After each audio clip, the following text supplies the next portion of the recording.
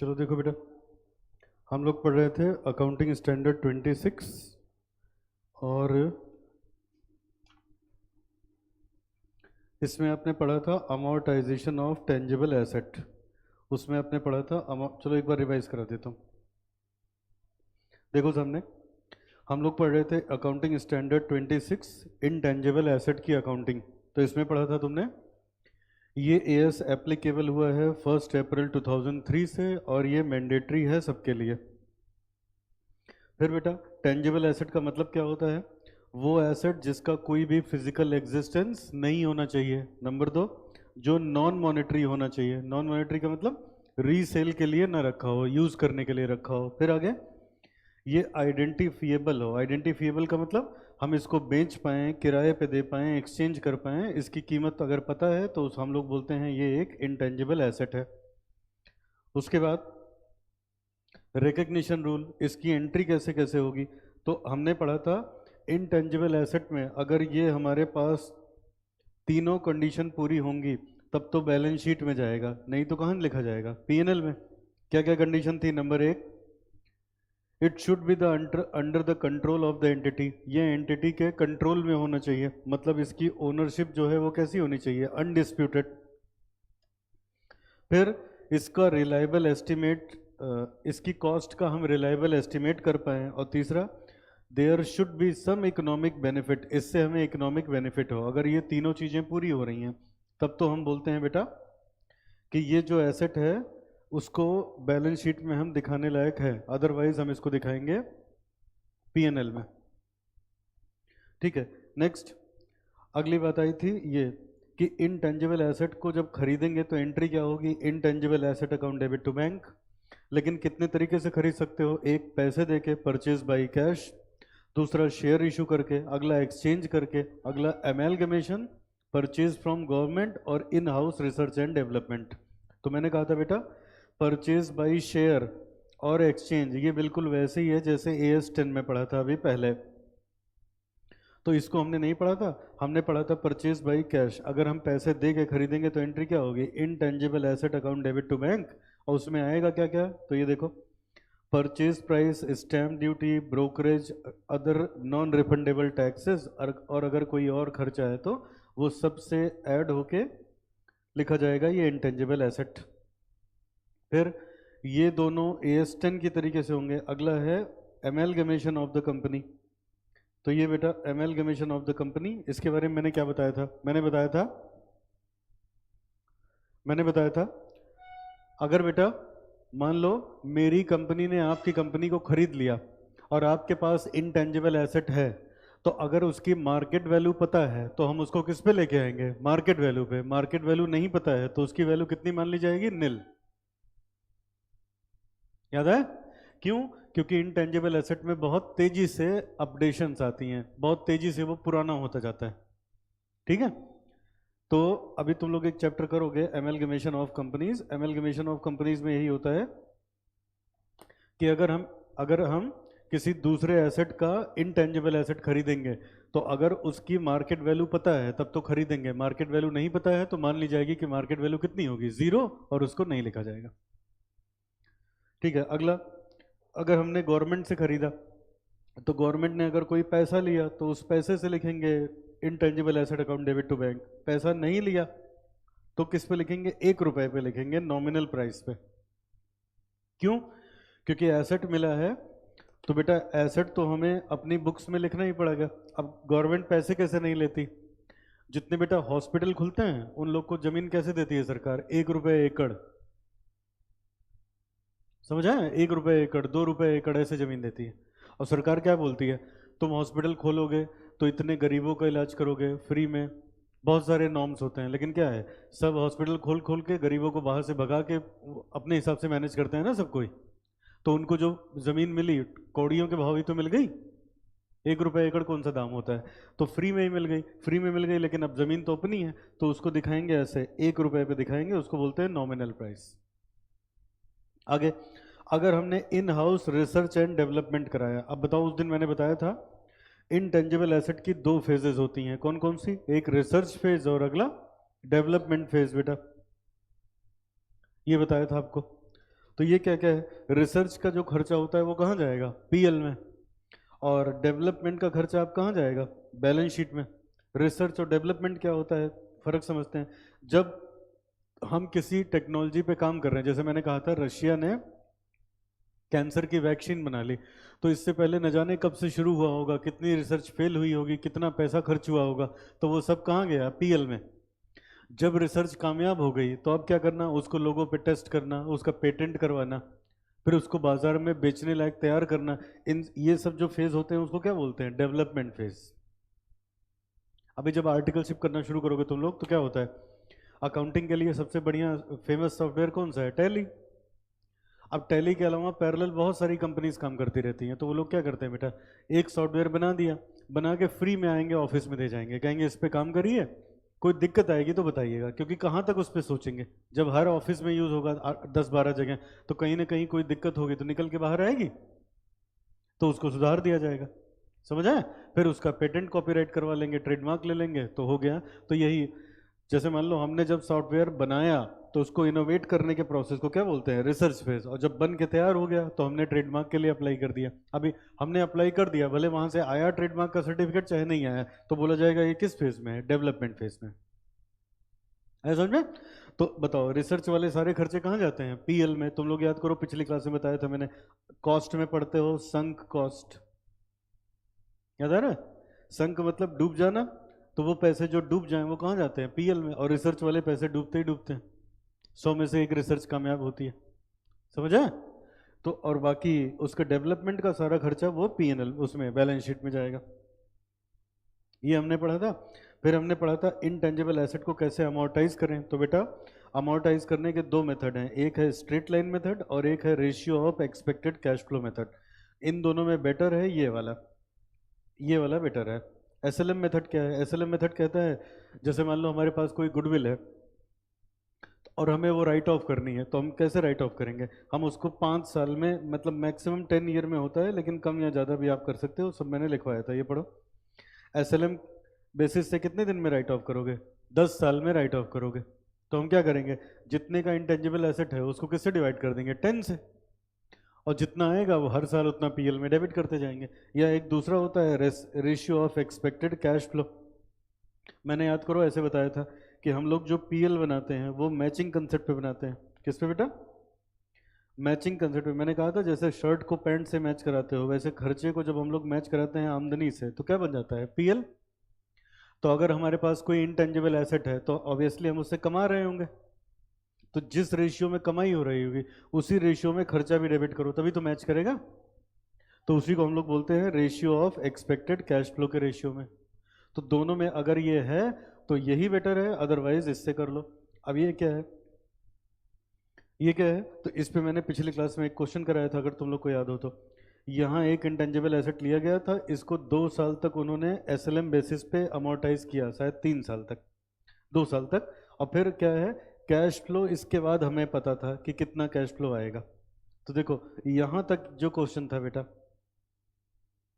ये हो गया एसएलएम पे, और इसके बाद वाला जो क्वेश्चन था वो किस पे हो गया, ये हो गया ratio of expected cash flow पे। तो कंबाइंड क्वेश्चन हो गया था।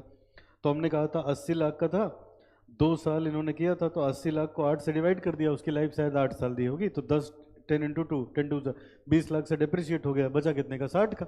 अब ये जो 60 लाख है अपना, ये किस रेशियो में बांटेंगे, ratio of expected cash flow. तो उन्होंने बताया है हर साल इतने इतने का कैश फ्लो होगा, हमने इसका रेशियो बना लिया, उसी रेशियो में डिवाइड कर दिया। बोलो समझ में आया तक। तो ये बेटा हमने लास्ट क्लास में किया था। अब जरा आज आगे बढ़ाते हैं चैप्टर। लिखिए अब next point.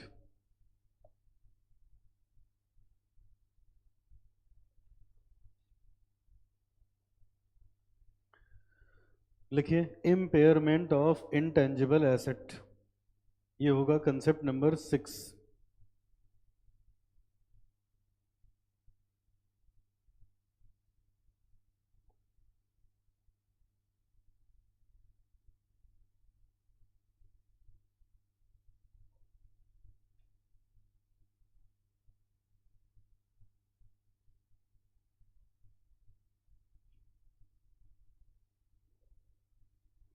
Impairment of intangible asset.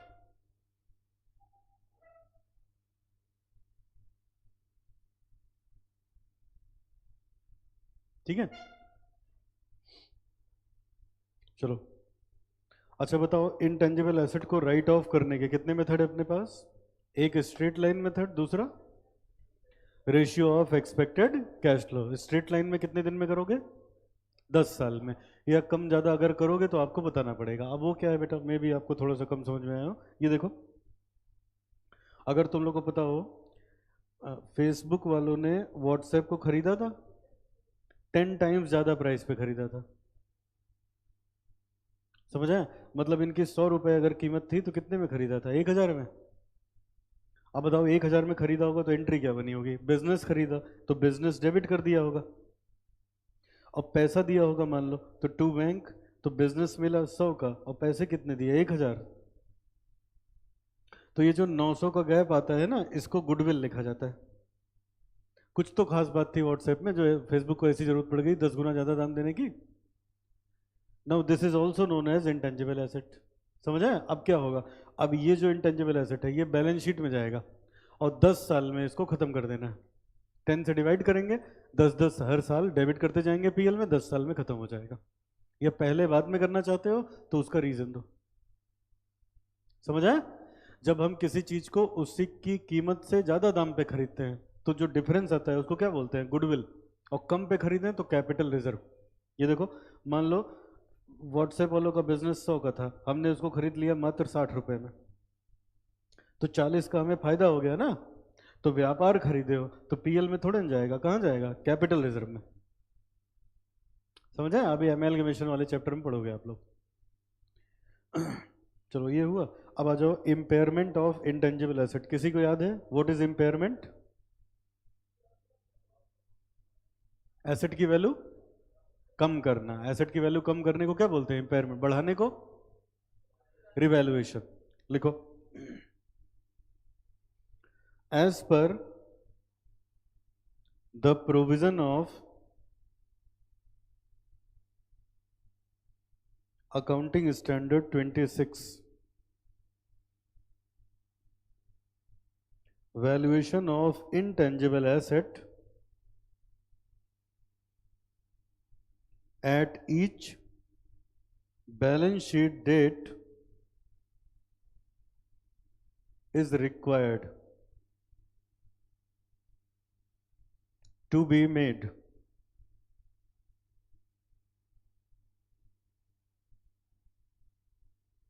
We will provide impairment loss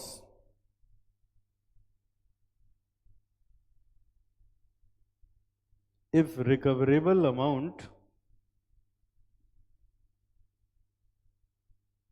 becomes less than carrying amount of intangible asset.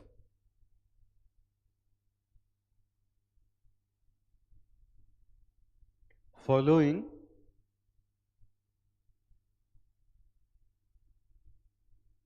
journal entries are made.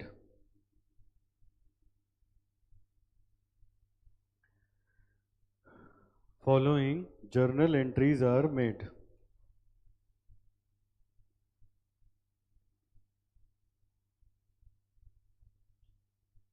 पहली एंट्री लिखिए,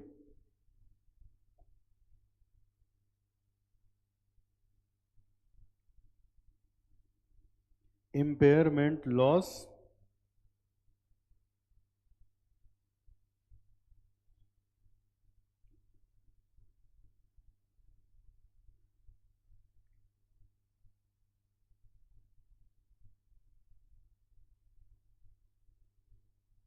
impairment loss account debit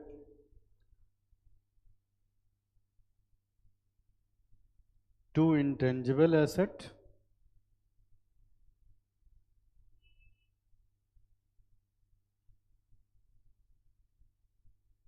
being downward revaluation made. अगली entry लिखिए,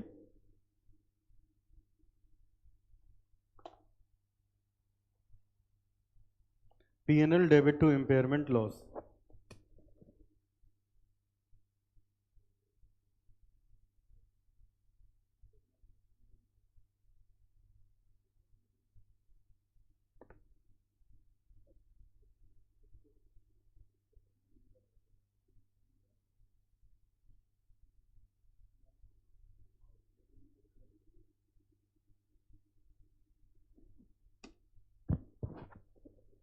Profit and loss account debit to impairment loss, being loss written off.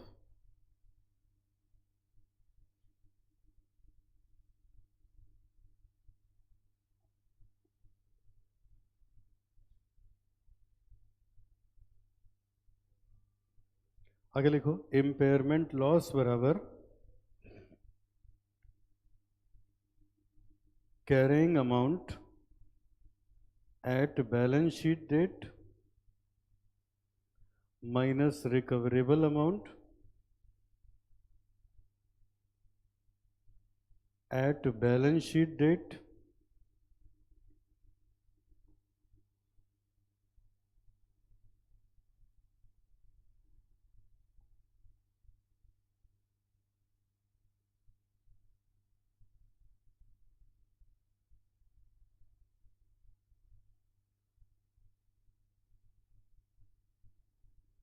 नीचे लिखिए बेटा point 4 में the process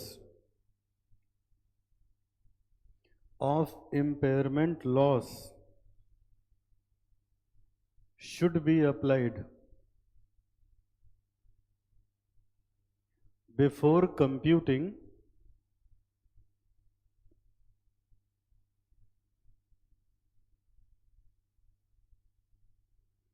impairment loss, before computing amortization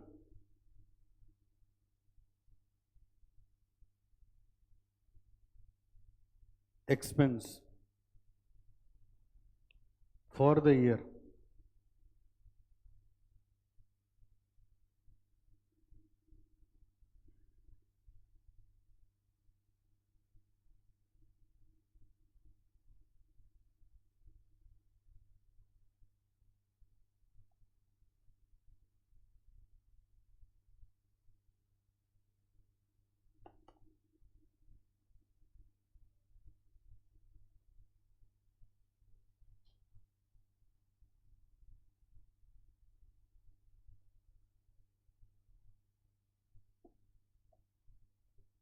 B आगे बेटा छठे पॉइंट में लिखो as per rule we will ignore the upward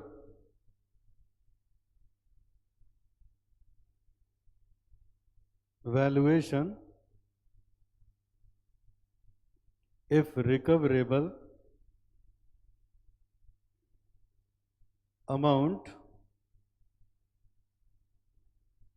of intangible asset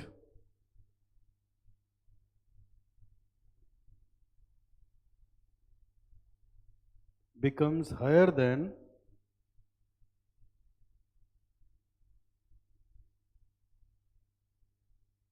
carrying amount of intangible asset. It means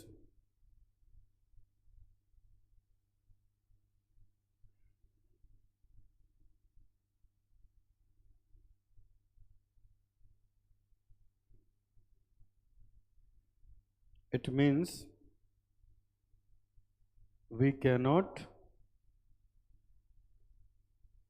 create revaluation reserve.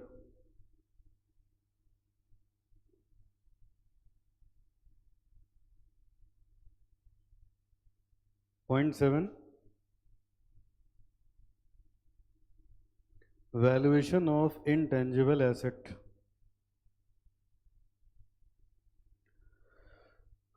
दो तरह का बेटा वैल्यूएशन होगा, एक डाउनवर्ड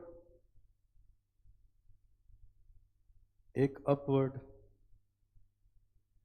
अपवर्ड को इग्नोर करना है, डाउनवर्ड को रिकॉग्नाइज करना है.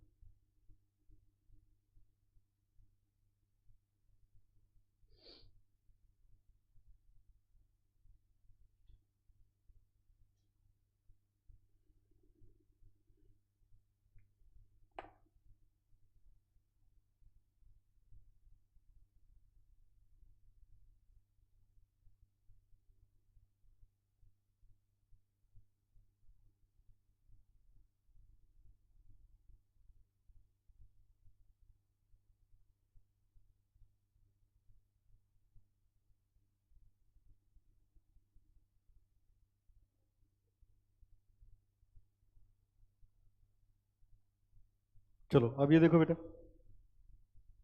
हम लोग पढ़ रहे हैं इम्पेयरमेंट ऑफ इनटेंजिबल एसेट। पहले उल्टा पढ़ो तो ज़्यादा समझ में आएगा। सब लोग स्क्रीन पे देखिए क्या लिखा है बेटा।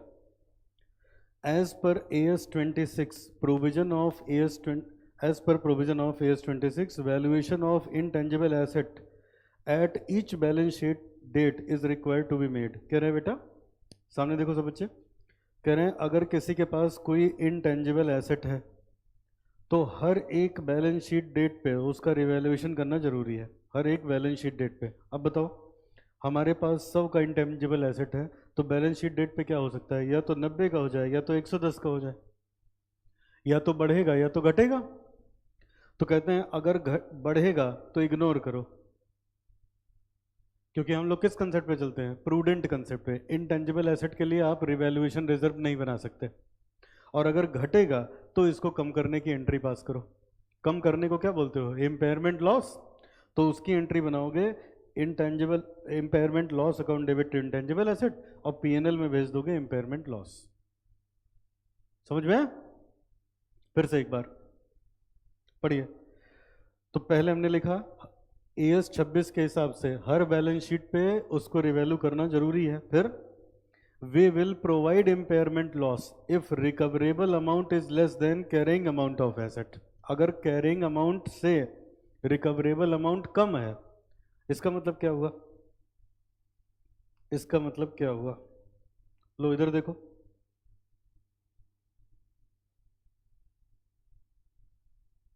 देखो बेटा सब बच्चे सामने देखो, किसी को यहाँ पे पेट्रोल पंप चलाने का लाइसेंस मिला, लाइसेंस मिल गया, तो वो जो लाइसेंस है वही तो सबसे दिक्कत वाली बात होती है। अब वो इंटेंजिबल एसेट है कि नहीं है ना बेटा।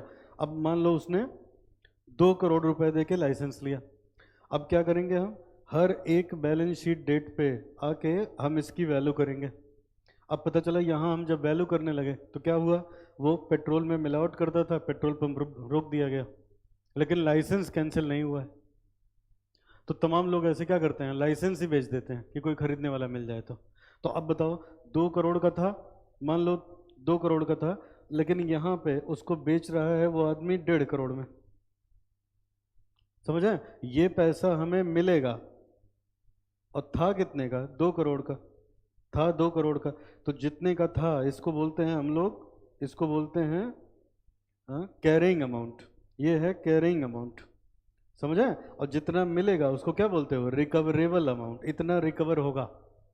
तो 2 करोड़ की चीज 1.5 करोड़ की हो गई, तो आपको 50 लाख का नुकसान हुआ। तो इस नुकसान की आप एंट्री बनाएंगे, क्या एंट्री करोगे, impairment, impairment loss account debit to intangible asset, profit and loss account debit to impairment loss. समझ आए?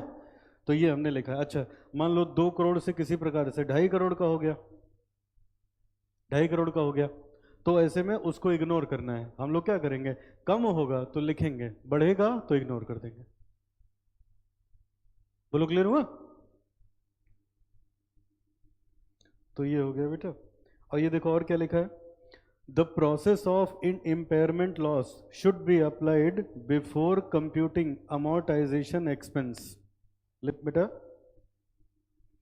लिखा है the process of impairment loss, impairment loss निकालने से पहले ये अमोर्टाइजेशन से पहले करना है। इसका मतलब क्या हुआ, मेरी तरफ देखो, जैसे मान लो 2 करोड़ का लाइसेंस मिला था आदमी को 20 साल के लिए, ठीक है।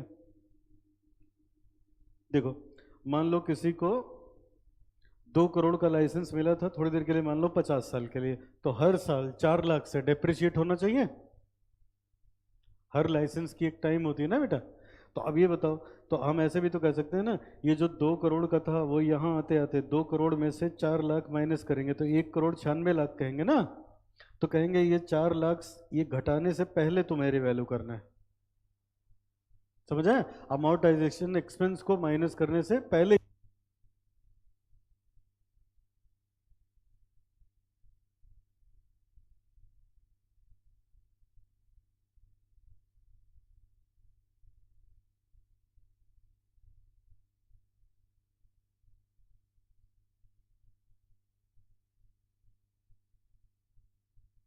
तो ये लिखा अमोर्टाइजेशन एक्सपेंस माइनस करने से पहले ही हमें रिवैल्यू करना है और तभी डिसाइड कर लेना है बढ़ाना है कि घटाना है, और एंट्री क्या होगी वो तो आपने समझ लिया। और हमें रूल के हिसाब से अपवर्ड रिवैल्यूएशन को इग्नोर करना है, लेकिन हमें डाउनवर्ड रिवैल्यूएशन को लिखना है। तो शॉर्टकट में ये लिख दिया है, वैल्यूएशन करोगे तो या तो घटेगा या तो बढ़ेगा, बढ़ेगा तो इग्नोर मारो, घटेगा तो लिख लो। डन। चलो अब बेटा आओ, इस पे मैं एक क्वेश्चन आपको कराता हूं, फिर हम लोग आगे बढ़ते हैं।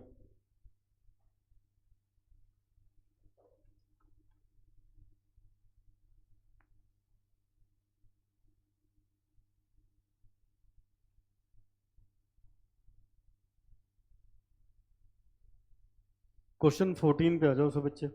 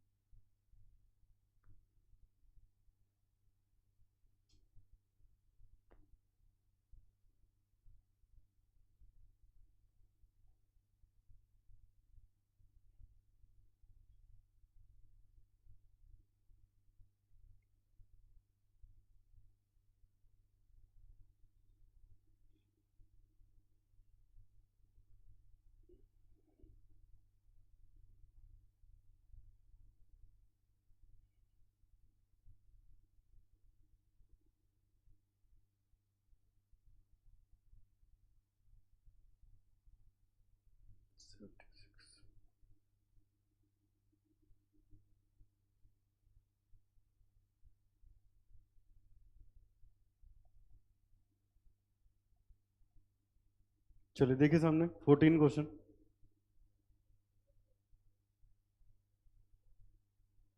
पढ़िए। कह रहा है, इनकी डिमांड पहले देख लो। What is the carrying amount of intangible asset on 31 March 2004। फिर निकालना है, चलो, what is the expenditure to be charge to the PNL and what is the carrying amount of intangible asset on 31 March 2005। दो बार carrying amount निकालना है और बताना है कितना पीएल में जाएगा। चलो शुरू करिए। देखो बेटा, हमारे क्वेश्चन में लिखा है उसने,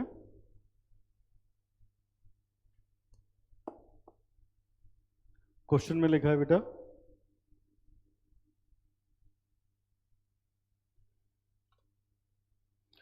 Ganguly International Limited is developing a new production process during the financial year ended 31st March 2004. The total expenditure incurred in the process was 50 lakh. कह रहे हैं टोटल खर्चा 50 लाख का होगा।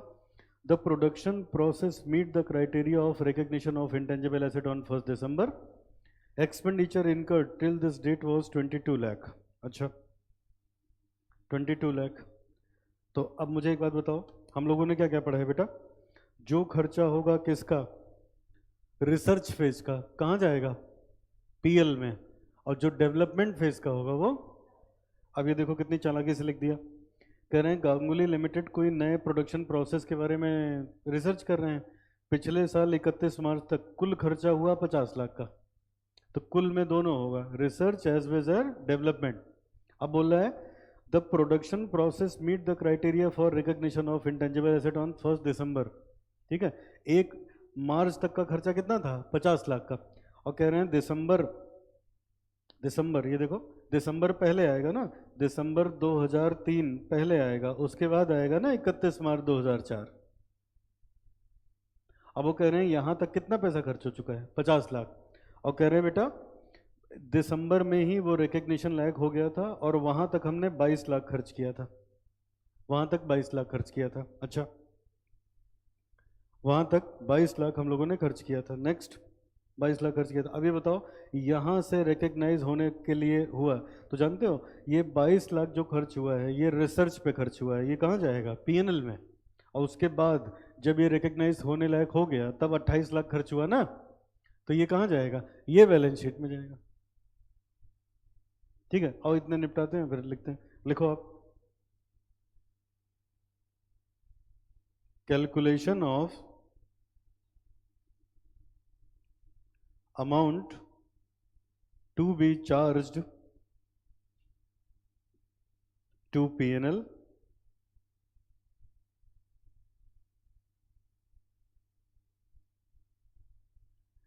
ड्यूरिंग 2003-2004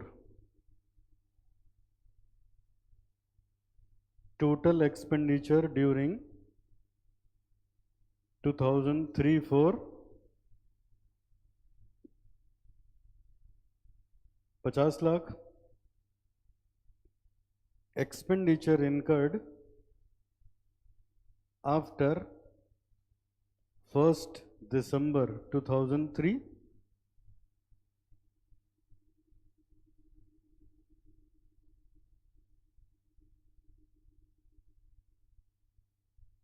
ब्रैकेट में लिख दो. डेवलपमेंट फेज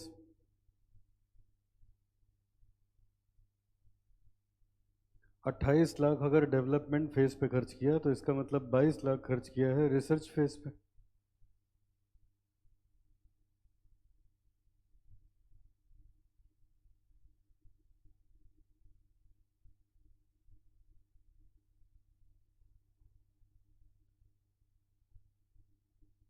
यही जाएगा पीएल में. To be charge to PNL.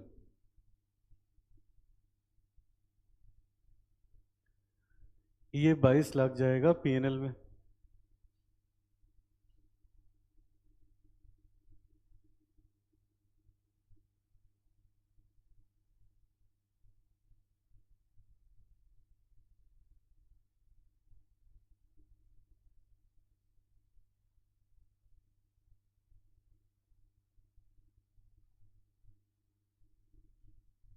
ठीक है. अब ये स्क्रीन पे देख लो बेटा, इनकी पहली डिमांड क्या थी देखो. ये तो नहीं निकल पाए. What is the expenditure to be charge to PNL in the financial year 2005. What is the carrying amount of intangible asset on 31st March. तो कैरिंग अमाउंट कितना लिखोगे? 28 लाख. कैरिंग अमाउंट हम लोग कितना लिखेंगे? इसी के नीचे लिख लो तो समझ में आएगा. इसी के नीचे लिखो carrying amount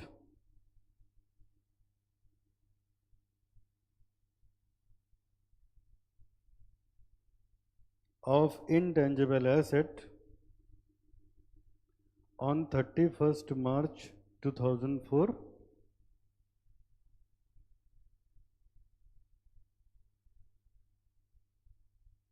Total expenditure during 2003-4 minus written off amount in 3-4. तो टोटल 50 लाख का खर्चा हुआ है. अब पीएल में हम लोग भेजे हैं, पीएल में भेजे 22 लाख.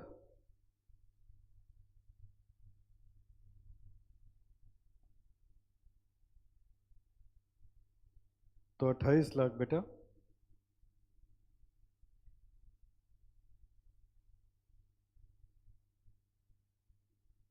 हो जाएगा कैरिंग अमाउंट.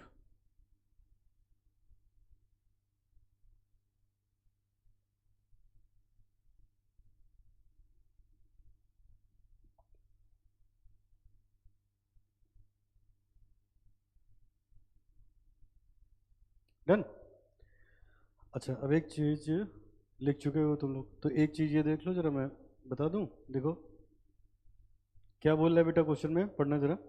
वो कह रहे हैं 1 दिसंबर 2003 को इनका यूज करने लायक हो गया था. तो पता नहीं कब यहाँ रिसर्च शुरू हुई होगी. मान लो ये हो गया 1 दिसंबर 2003. अब इसके बाद इनका आ रहा है 31 मार्च 2004. ठीक है. फिर आएगा 31 मार्च 2005. ये आएगा. अब देखो सवाल कैसे कैसे पूछ रहा है, कितनी चालाकी से.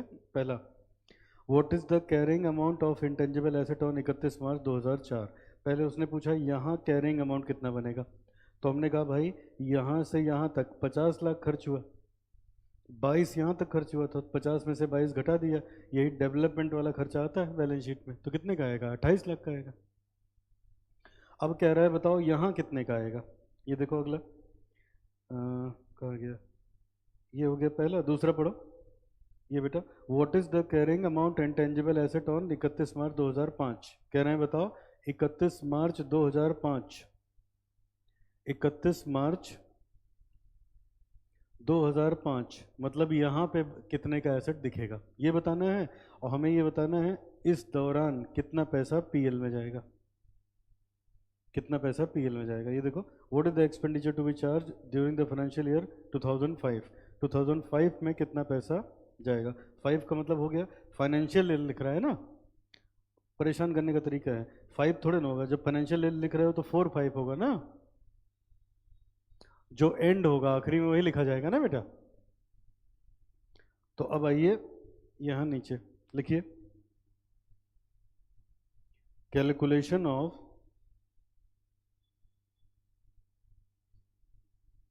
amount to be charged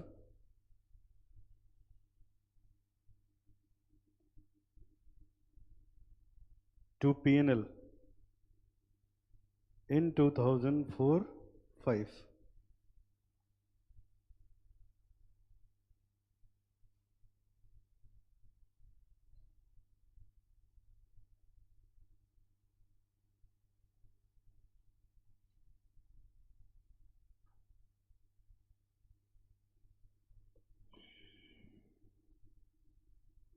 तो यहां लिखो opening balance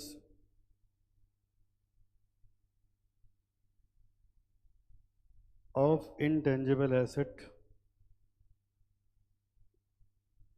28 lakh, expenditure during 2004-05।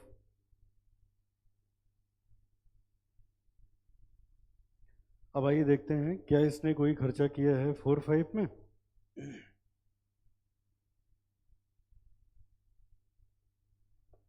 Question आगे पढ़ो।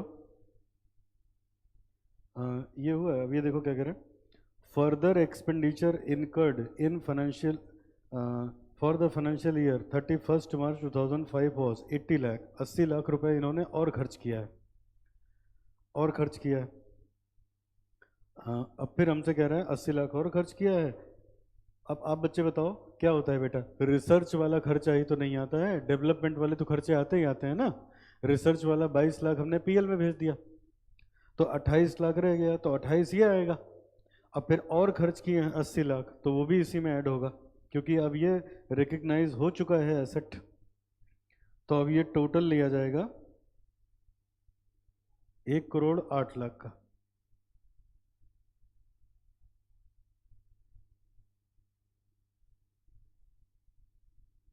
तो इसका मतलब हमारी बैलेंस शीट में बेटा होगा 1,08,00,000 का।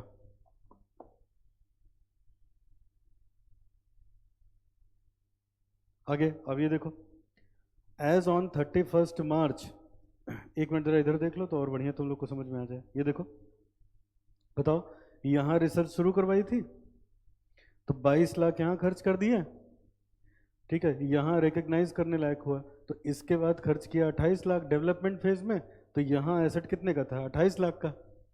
फिर क्वेश्चन क्या बोल रहा है, क्वेश्चन कह रहा है यहां से यहां के बीच में 80 लाख और खर्च कर दिया, तो 80 और 28 108 लाख का यहां हो गया। तो ये क्या है, ये कैरिंग अमाउंट है। अब देखेंगे रिकवरेबल अमाउंट कितना है ना। अगर रिकवरेबल इससे कम होगा तो इम्पेयरमेंट होगा, ज़्यादा होगा तो इग्नोर मारेंगे। पढ़ो नीचे क्या बोल रहा है, On 31st March 2005, the recoverable amount of the know-how embodied in the process was estimated 72 lakh. लो, 108 लाख खर्च किए हैं और रिकवरेबल अमाउंट खाली कितना है, 72 लाख। तो इसके बीच का जो बेटा गैप है, that should be transferred into profit and loss account. Impairment होगा ना, क्या एंट्री बनाओगे, इम्पेयरमेंट टू इंटेंजिबल एसेट और पीएनएल टू इम्पेयरमेंट लॉस। तो अब नीचे लिखो इसी में नीचे लिखो, recoverable amount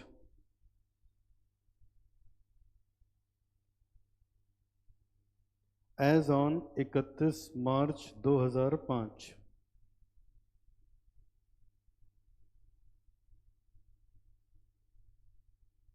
तो इम्पेयरमेंट लॉस हो गया 36 लाख का।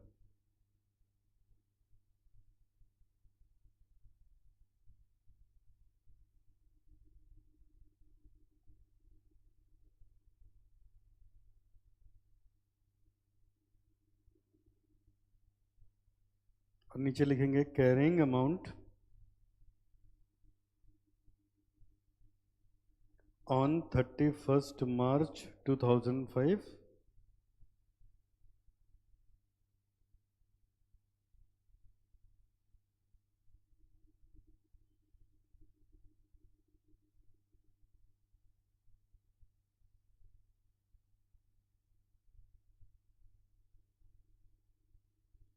72 लाख।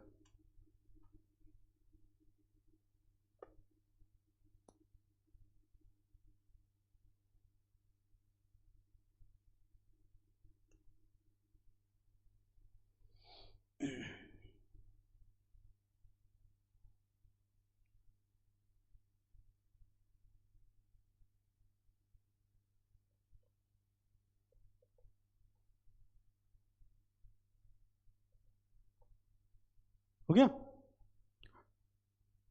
तो ये हमने निकाल लिया। कैरिंग अमाउंट 31 मार्च को क्या होगा, पीएल में कितना पैसा जाएगा, कैरिंग अमाउंट 2004 में कितना होगा, और 2004 में पीएल में कितना जाएगा। सारा आंसर आ गया। ठीक है बेटा, अब आगे बढ़ो। नेक्स्ट हेडिंग बनाइए, कंसेप्ट नंबर 7।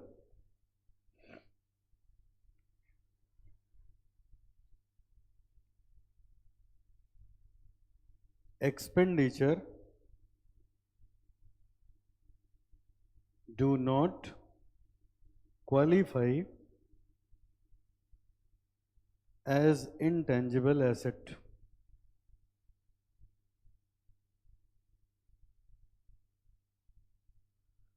कौन से एसेट ऐसे हैं जो जिसको हम क्वालिफाई नहीं करा सकते, कौन कौन से खर्चे, ये लिखा है para 56 of accounting standard 26।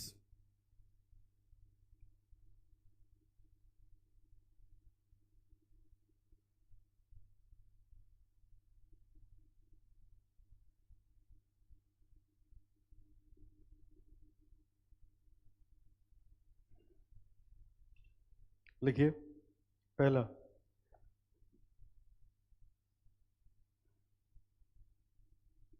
Advertising and promotional,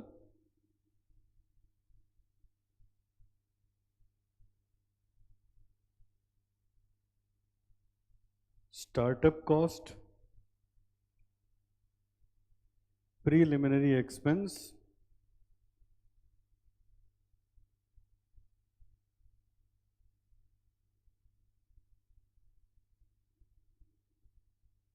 staff training,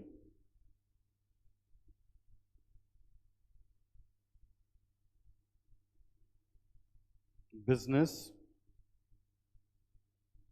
relocation cost.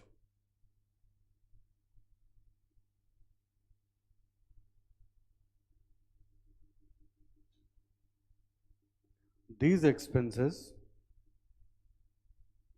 shall be written off in P&L।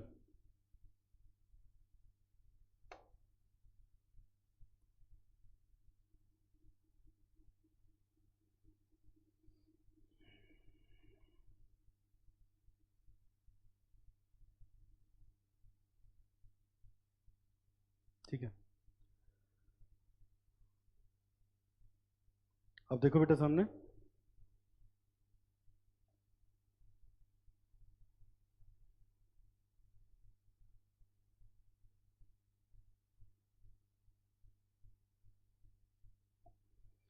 देखो advertising and promotional expense, startup cost, preliminary expenses, staff training cost और बिजनेस रीलोकेशन एक्सपेंसेस। ये खर्चे लगते तो intangible asset जैसे हैं, लेकिन इनको कभी भी इंटेंजिबल एसेट माना नहीं जाता। इनको हम लोग सीधे कहाँ ट्रांसफर करेंगे, profit and loss account. Profit and loss account में इसको ट्रांसफर करेंगे।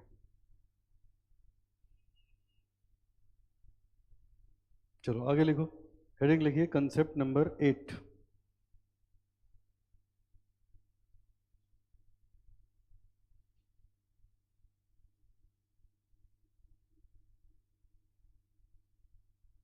Explanation of toll road schedule 2 of companies act 2013। Bracket में लिख देना, AS 26 does not deals with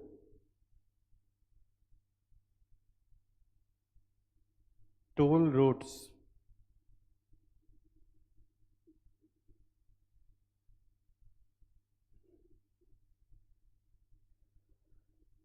AS26 does not deal with toll roads.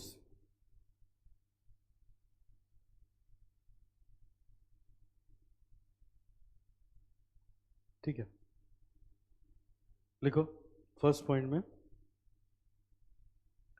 Toll road model is based on PPP model.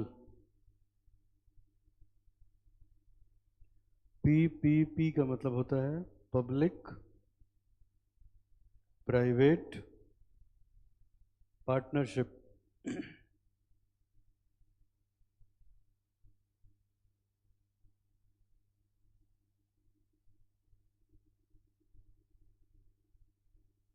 Second point में लिखिए private company obtain toll road licence from government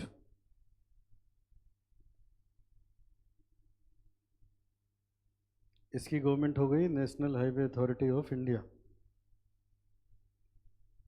then such private company will recognize an intangible asset equal to the amount of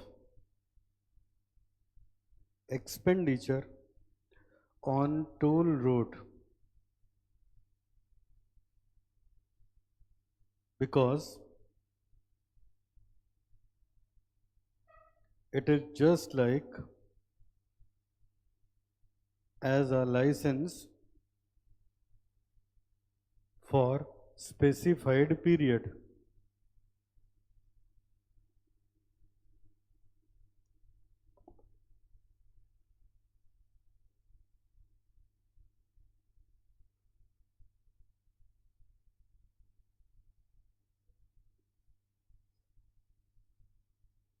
The ownership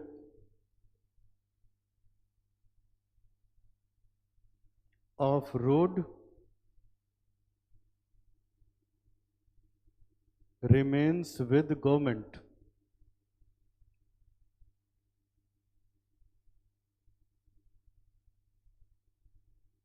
Private company will charge its fees from public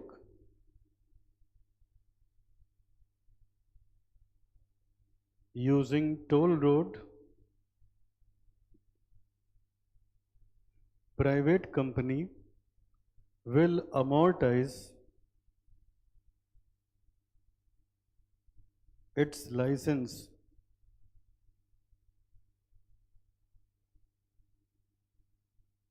for toll roads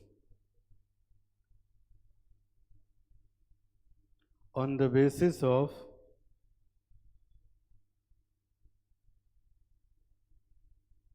following.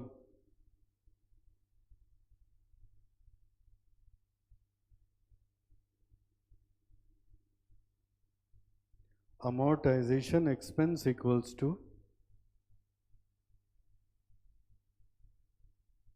expenditure incurred on toll roads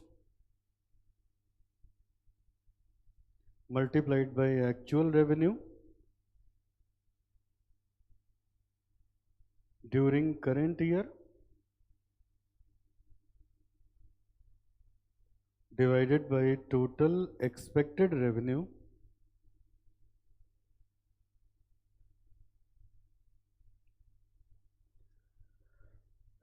divided by total expected revenue.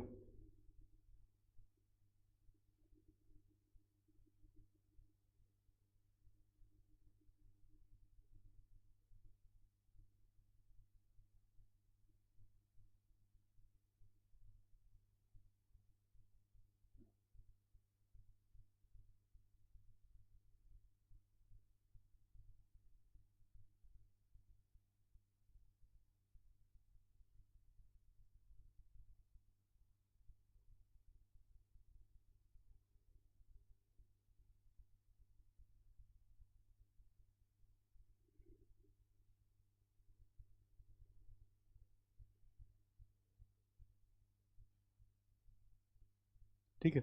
अब ये देखो बेटा, ये क्या चीज़ है, सब बच्चे screen पे देखो।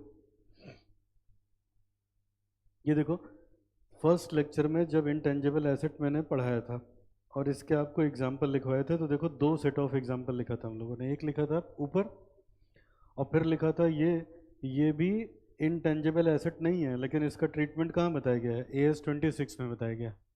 तो वही आप पढ़ने जा रहे हो कि इनका ट्रीटमेंट कैसे होता है। तो एक तो हमने पढ़ा कि इन सब को इनटेंजिबल एसेट मानना ही नहीं है, ये सब कहाँ जाएंगे, PNL में जाएंगे। और दूसरा बेटा, इन्हीं में एक चीज़ और आती है, टोल रोड्स।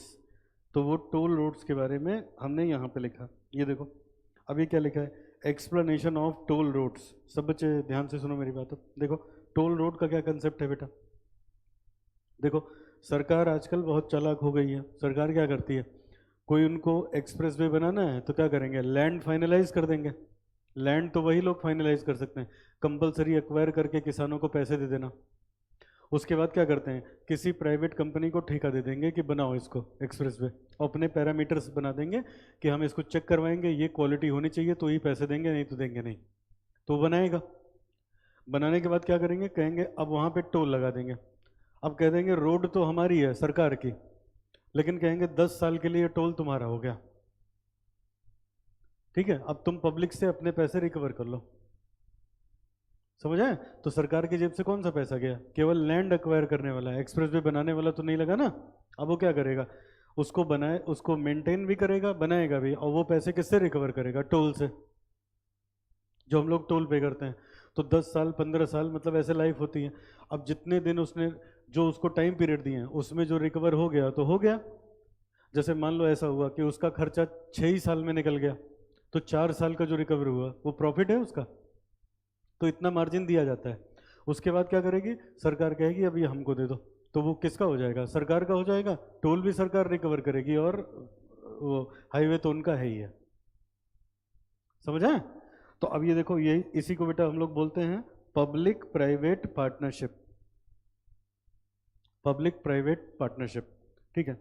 अच्छा अब यहाँ आओ, देखो देखो, तो अब होता क्या है, तो वो जो प्राइवेट कंपनी है जिसने उस एक्सप्रेस वे को बनाया बेटा, उसने मान लो थोड़ी देर के लिए 1000 करोड़ खर्च किया। तो वो जो खर्च किया उसने, उसको अपने PL में डेबिट भी तो करना है। तो कहते हैं वो कितना अमोर्टाइज करेंगे, ऐसे निकलेगा, जितना खर्चा किया उसको यहाँ लिख दें, और यहाँ लिख दें एक्सपेक्टेड रेवेन्यू कितना है। जैसे मान लो 1000 करोड़ हमने खर्च किया, और 2 मिनट के लिए मान लो 1500 करोड़ का एक्सपेक्टेड रेवेन्यू है। 1500 करोड़ का रेवेन्यू है 1000 पे, तो एक पे कितना होगा, 1000 डिवाइडेड बाई 1500। और इस साल मान लो रेवेन्यू हुआ 300 का, तो 300 से मल्टीप्लाई कर देंगे, जो निकल के आएगा इतना पैसा PL की डेबिट में जाएगा। कहने का मतलब वही मैचिंग कंसेप्ट है, जिस अनुपात में रेवेन्यू हुआ उसी अनुपात में हमने खर्चा दिखाया PL की डेबिट में। समझ में आया कि फिर से बताएं क्या बोला मैंने? देखो इधर, कोई ये रोड बनाने का ठेका किसी को दिया गया, अब उसने रोड बना दी, रोड बना के उसने कितने खर्च किए, मान लो 1000 करोड़ उसने खर्च किया, और उसको बताया गया कि 1500 करोड़ वो कमाएगा। अभी जो बच्चे कॉस्ट अकाउंटिंग पढ़ रहे हो, पढ़ा भी है, जो नहीं पढ़ रहे हो तो भी आगे पढ़ोगे बेटा। ऐसे होता है, जैसे मान लो आगरा एक्सप्रेस वे बनाया गया, तो सरकार पहले ही निकाल लेती है कि ये रास्ता बनाने पे अगले 10 साल में कितने व्हीकल इस पे निकलेंगे। अमूमन जबकि ये रास्ता आसान है, तो इतने व्हीकल निकलेंगे, एक व्हीकल से हम इतना पैसा लेंगे तो लगभग इतने का कलेक्शन हो जाएगा। समझ आए? इससे पता चल जाता है कि कमाई 1500 करोड़ की होगी, खर्चा कितने का हुआ है, 1000 करोड़ का। बोलो ये बात ठीक है? लेकिन अब बेटा मान लो उनको टोल वसूलने के लिए 10 साल मिला है, तो ये 10 साल में होगा ना 500 करोड़ का फायदा। तो हर साल हम कितना दिखाएं, तो ऐसे कहते हैं 1500 का फायदा होगा 1000 पे, तो एक पे होगा 1000 डिवाइडेड बाई 1500। अब मान लो हमने एक साल खाली टोल वसूला है, और एक साल में हमने 200 करोड़ का वसूल लिया है, तो 200 में कितने का होगा, तो इसी को 200 से मल्टीप्लाई कर देंगे, जितना आएगा जितना आएगा। अब ये देखो ना, हमने क्या किया, 200 डिवाइडेड बाई 1500। 1500 क्या है, टोटल एक्सपेक्टेड रेवेन्यू, और ये क्या है, रेवेन्यू फॉर करेंट ईयर। इसी रेशियो में अपने खर्चे को बांट दिया ना, और उसको क्या करेंगे, ले जाके अपने PL में डेबिट कर लेंगे। ये AS 26 में रिलेट नहीं होता, लेकिन क्या करते हैं, इसको इन्होंने यहाँ पे इसकी ट्रीटमेंट बताई गई है। बोलो समझ में आया कि एक बार और बताएं? बोलो क्लियर हो गया? ये क्या है, 1000 करोड़ क्या था बताओ, इतना खर्चा टोटल हुआ था रोड बनाने में, और उसको किस रेशियो में बांट रहे हो, टोटल रेवेन्यू डिवाइड, और यहाँ पे न्यूमरेटर में क्या लिखा है, रेवेन्यू ऑफ करेंट ईयर, इसके रेशियो में हमने इसको बांट दिया, जो निकल के आएगा उतना ले जाके अपने पीएल में डेबिट कर लेंगे। बोलो क्लियर हुआ बेटा? तो ये बात मतलब कहाँ से रिलेट नहीं होती, रिलेट नहीं होती एएस 26 से, लेकिन schedule 2 of the companies act और एएस 26 में ही इसका ट्रीटमेंट बताया गया। ये देखो मैंने लिखवा भी दिया, toll road model is based on PPP model, private company obtain toll road licence from the government, such private company recognise as intangible asset, जितने में उनको लाइसेंस मिला उसको वो क्या बोलेंगे कि इतने का हमारा इंटेंजिबल एसेट है, equal to the amount of expenditure on the toll roads, just like a license for a specified period. The ownership remains with the government. Private company will charges its fees from the public using toll roads. Private company will amortize license for the toll road on the basis of the following.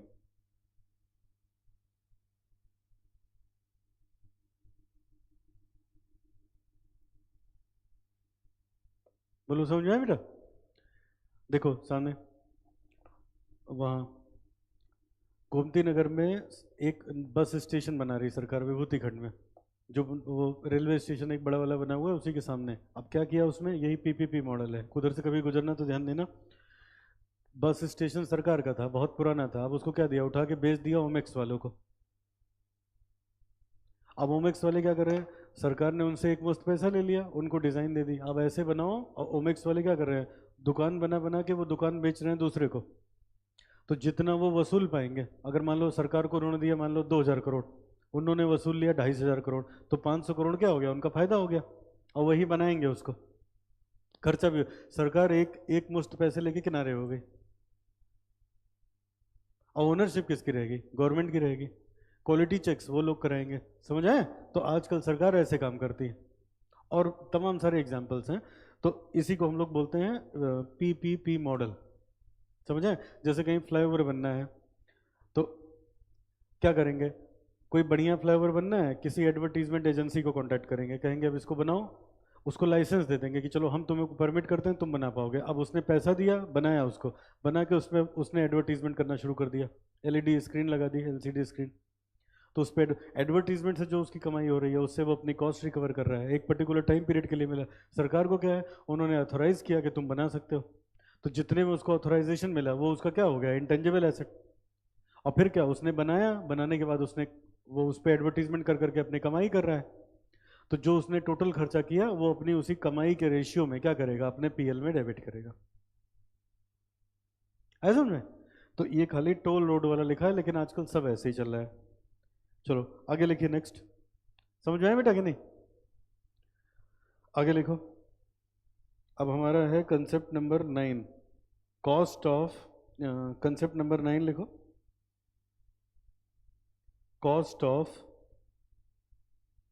Internally generated goodwill.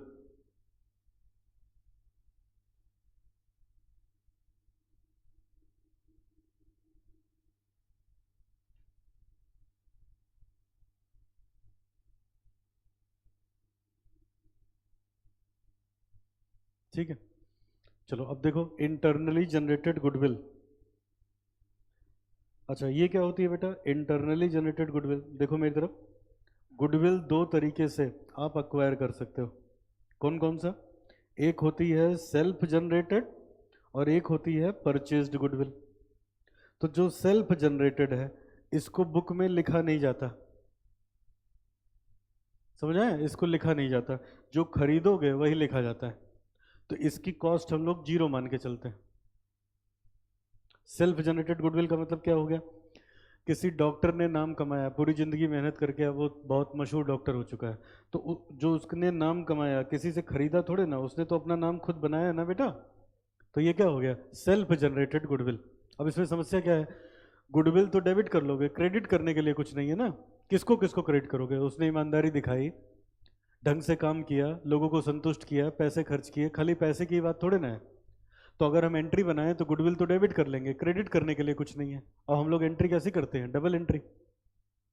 तो इसलिए self generated goodwill books में लिखी नहीं जाती। कौन से लिखी जाती है, परचेज्ड गुडविल। जैसे मैंने उस दिन एग्जांपल दिया था, जगवार और लैंड रोवर को टाटा ने खरीदा, तो इनका बिजनेस खरीदा, और पैसे अगर एक्स्ट्रा दिए होंगे, 100 का बिजनेस अगर इनका 500 में खरीदा टाटा ने, तो 400 इनकी गुडविल के दिए होंगे बेटा।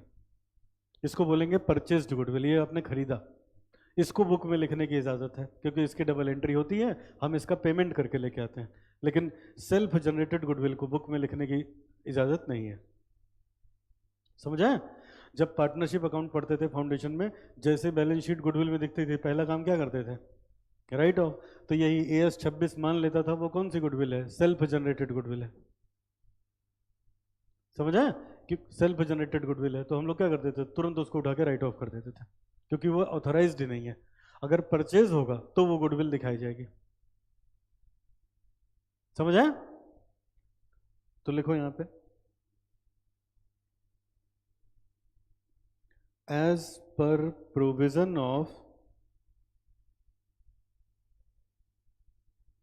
Accounting standard 26, self generated goodwill cannot be recognized in books.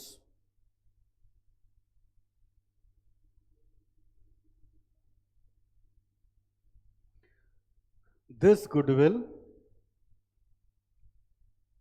is considered as free of cost goodwill, and double entry system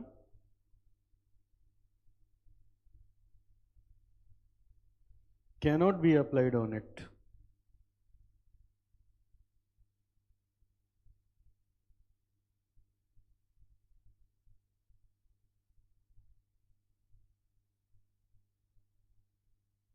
नीचे लिखो, if any goodwill is purchased as part of scheme of business acquisition,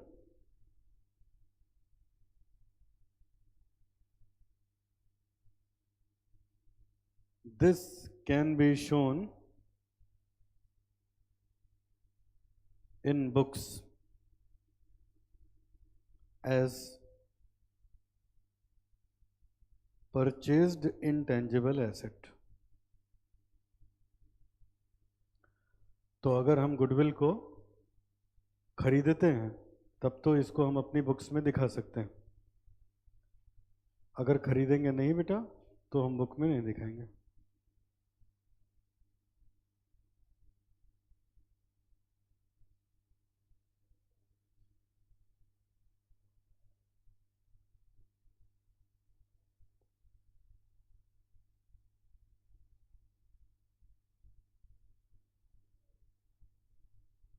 आगे लिखो, concept 10,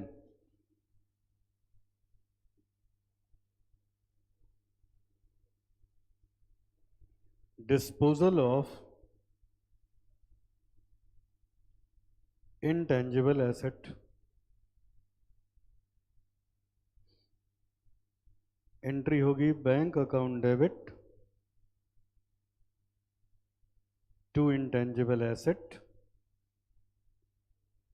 नुकसान हुआ तो PL debit, फायदा हुआ तो PL credit.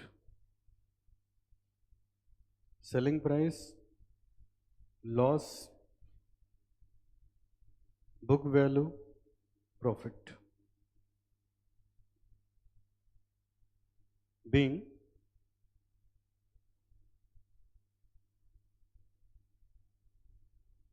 intangible asset sold.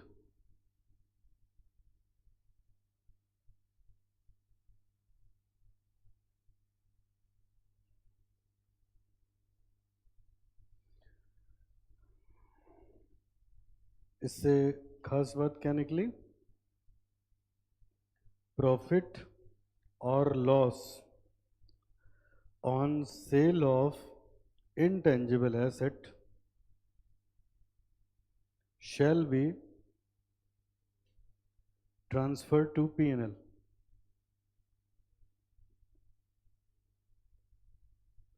Profit loss को हम लोग पीएल में ट्रांसफर कर देंगे।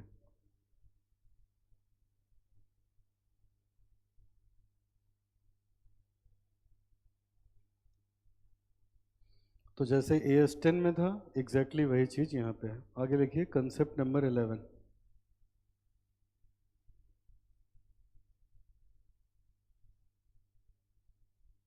चेंज इन एस्टिमेटेड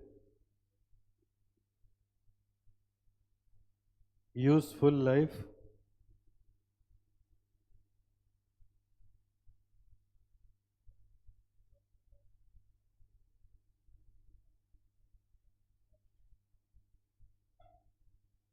इसमें लिखिए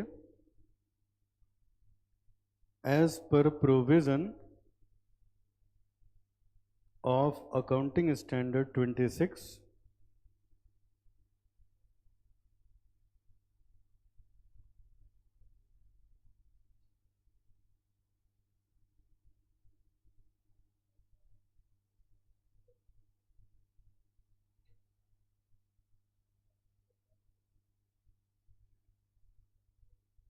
each entity should review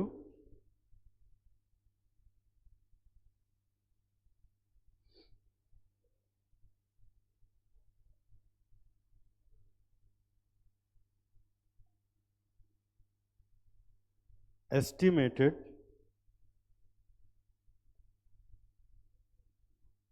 useful life of intangible asset at the end of each year.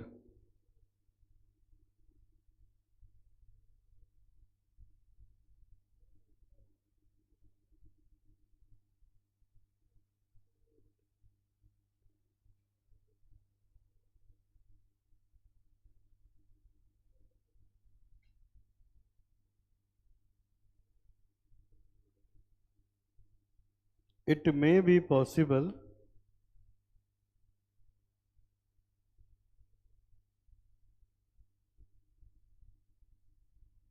that there is a change in useful life of asset. The entity should use the change in useful life on prospectively basis.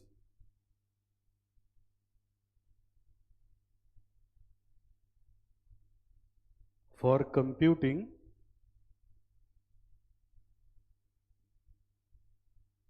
revised amount of amortization expense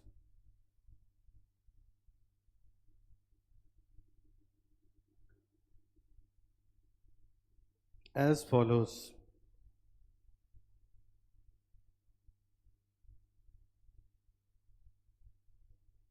Revised amortization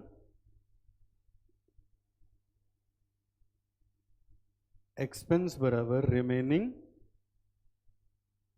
carrying amount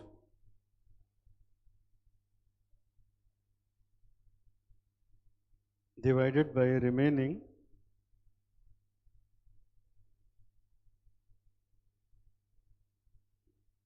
useful life.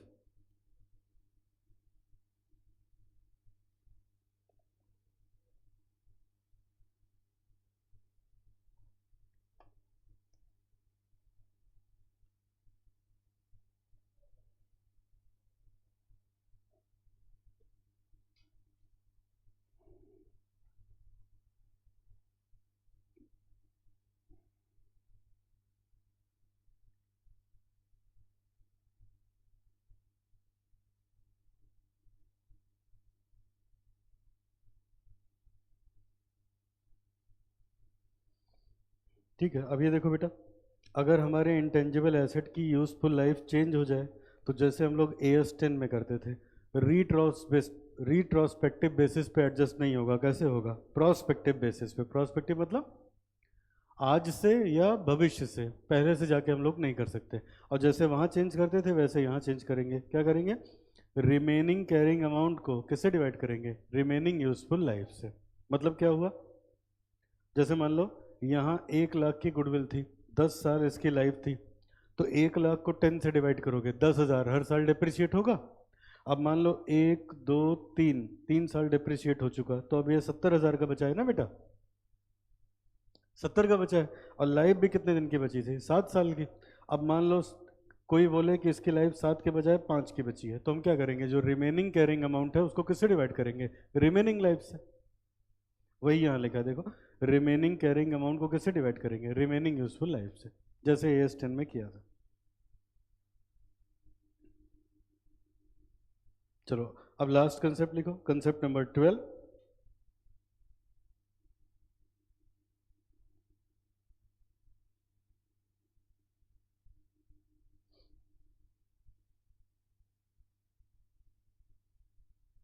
Computer software and website, bracket में लिखिए internally generated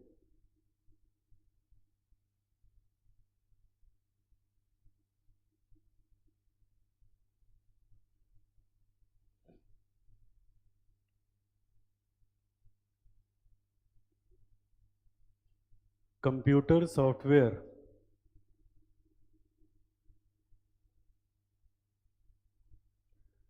ये बेटा 3 तरह का होता है। पहला, pre installed,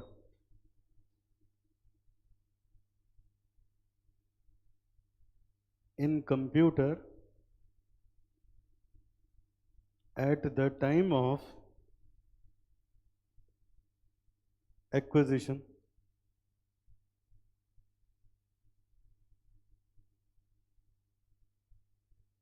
अगला होता है एडिशनल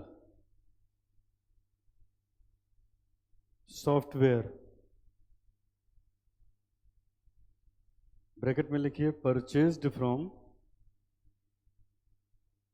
मार्केट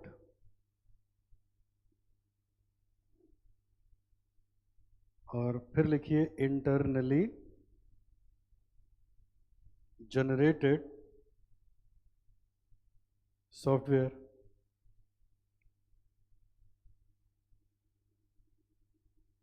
प्री इंस्टॉल्ड पे लिखिए these software are not recognized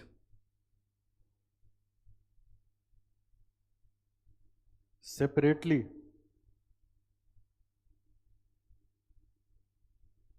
but these are considered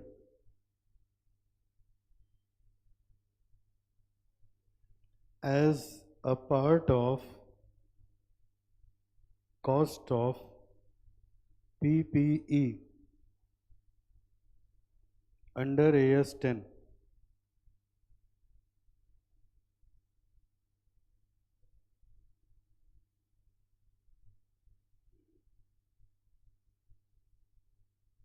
additional में लिखिए these are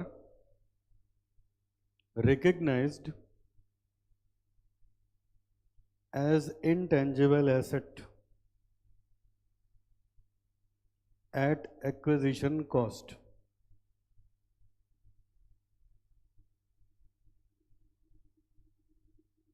under AS26।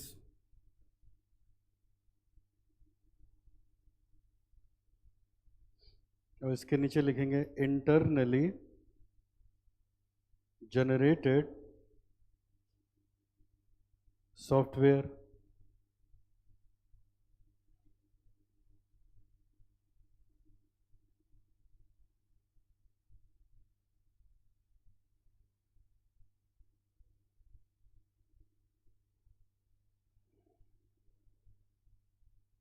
पहले के लिखेंगे unit 1 computation of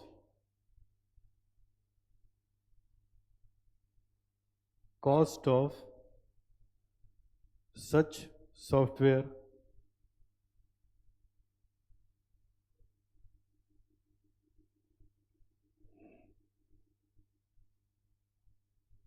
whole expenditure of research phase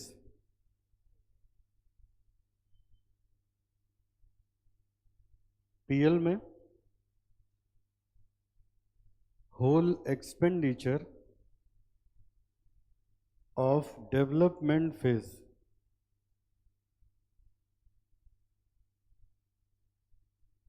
balance sheet में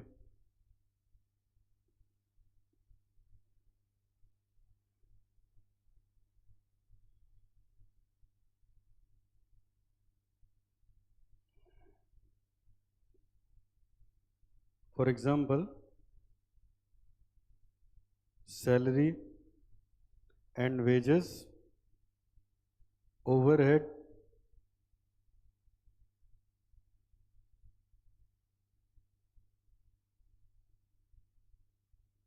product masters,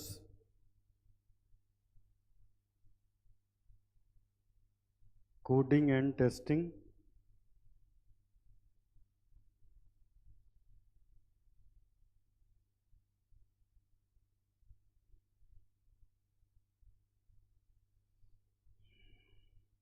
staff training,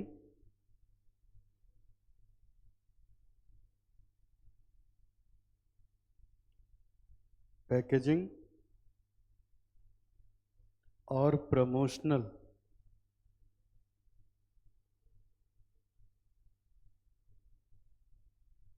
expense shall not be capitalized in cost of software.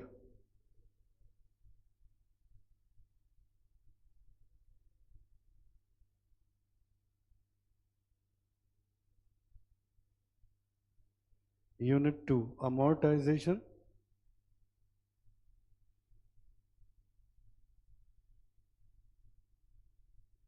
of software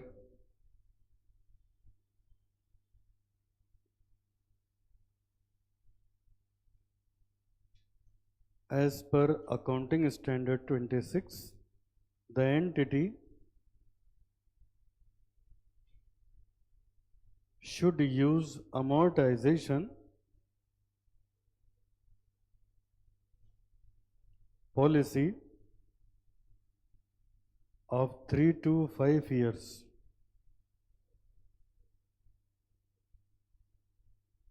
instead of 10 years.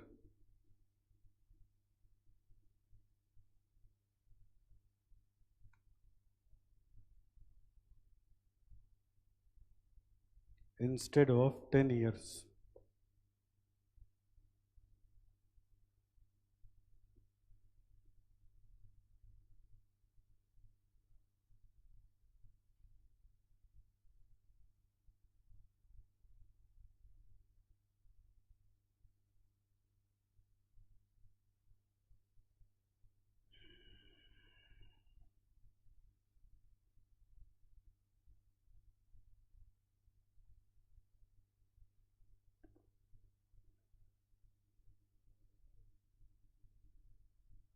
हो गया? चलो अब ये सुन लो बेटा, सब लोग स्क्रीन पे देखो। तो यहाँ तक हमने पढ़ा था, अब ये लास्ट टॉपिक था कंप्यूटर सॉफ्टवेयर का। तो ये भी इंटेंजिबल एसेट होता है। 3 तरह के सॉफ्टवेयर होते हैं, प्री इंस्टॉल्ड, एडिशनल और इंटरनली जनरेटेड। पहले बात करते हैं प्री इंस्टॉल्ड पे।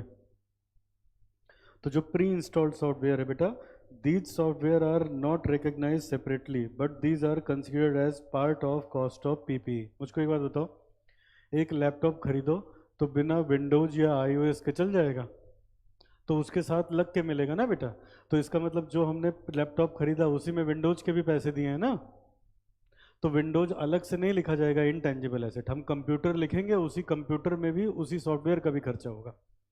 जैसे जब लैपटॉप खरीदते हो तो विंडोज मिल गया, एंटीवायरस भी मिल जाता है ना, एक दो चीजें और। तो जो उसके साथ खरीदते टाइम मिल गया वो अलग से नहीं लिखा जाएगा इंटेंजिबल एसेट, उसको उसी कंप्यूटर के साथ ही लिखोगे। समझ आए? अगला, अच्छा बाद में अगर कुछ खरीदा तो उसको मानेंगे इंटेंजिबल एसेट, जितने पे खरीदा उतने पे वो लिखा जाएगा। समझ आए? जैसे उस अपने सॉफ्टवेयर में आपने कोई काम करने के लिए कोई एक सॉफ्टवेयर खरीद लिया, कोई वीडियो एडिटिंग के लिए कोई सॉफ्टवेयर खरीद लिया, तो जो अलग से खरीदा उसको हम इंटेंजिबल एसेट मानेंगे, और जितने पे खरीदा उतने पे लिखोगे intangible asset account debit to bank. अच्छा, फिर उसी से मान लो कुछ और नया सॉफ्टवेयर जनरेट किया आपने, बना दिया, अब उसका क्या होगा? तो उसमें दो बातें आएंगी। क्या?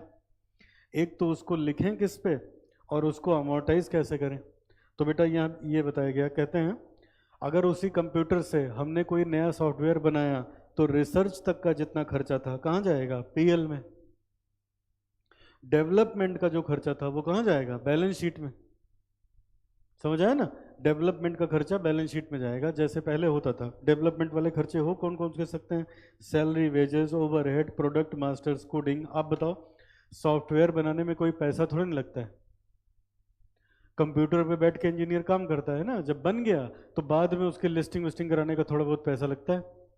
समझ आए? तो डेवलप रिसर्च वाले सारे खर्चे कहाँ जाएंगे? पीएल में। डेवलपमेंट वाले कहाँ जाएंगे? बैलेंस शीट में। ठीक है, और वही चीज जो पहले पढ़ा था, स्टाफ ट्रेनिंग, पैकेजिंग, प्रमोशनल खर्चे, इनको नहीं लेना है सॉफ्टवेयर की कॉस्ट में। और 3 साल से 5 साल के बीच में एक बार इसको अमोर्टाइज करना है। यहाँ लिखा है as per AS 26 the entity should use amortisation policy of 3 to 5 year instead of 10 year. मतलब हम लोगों ने अभी क्या पढ़ा था? किसी भी इंटेंजिबल एसेट को 10 साल तक, किसी भी इंटेंजिबल एसेट को 10 साल तक राइट ऑफ करना है ना, ज़्यादा कम भी हो सकता है, लेकिन सॉफ्टवेयर के लिए बताया गया मैक्सिमम 3 से 5 साल में ख़त्म करो, क्योंकि इतनी तेज़ी से अपडेशंस आते हैं, रोज़ नए सॉफ्टवेयर आ रहे हैं। अब बताओ सॉफ्टवेयर में क्या क्या पढ़ा? पहला, हम कंप्यूटर खरीदेंगे तो कुछ उसके साथ प्री इंस्टॉल्ड मिलेगा, तो बताओ उसमें सॉफ्टवेयर की आइडेंटिटी है या नहीं है? नहीं है। वो किसकी आइडेंटिटी मानी जाएगी? कंप्यूटर की। आप फ़ोन खरीदते हो तो फ़ोन में भी तो सॉफ्टवेयर होता है ना बेटा, तो हम ये नहीं लिखते फ़ोन अलग सॉफ्टवेयर अलग, वो फ़ोन ही लिखा जाएगा। अच्छा, बाद में अलग से हमने कोई सॉफ्टवेयर खरीद लिया तो उसको मानेंगे इंटेंजिबल एसेट। किस पे लिखोगे? जितने पे खरीदा उस पे लिखेंगे। अच्छा, हमने कुछ अपना सॉफ्टवेयर वो किया, सेल्फ जनरेट किया, तो क्या करेंगे? उसकी रिसर्च वाला खर्चा कहाँ जाएगा? पीएल में। और वो डेवलपमेंट वाले खर्चे कहाँ जाएंगे? बैलेंस शीट में जाएंगे। और अमोर्टाइजेशन कितने दिन में होगा? 10 साल में नहीं, मैक्सिमम 3 से 5 साल में खत्म करो उसको। आया समझ में? ये इतना था बेटा, ये चैप्टर हो गया खत्म।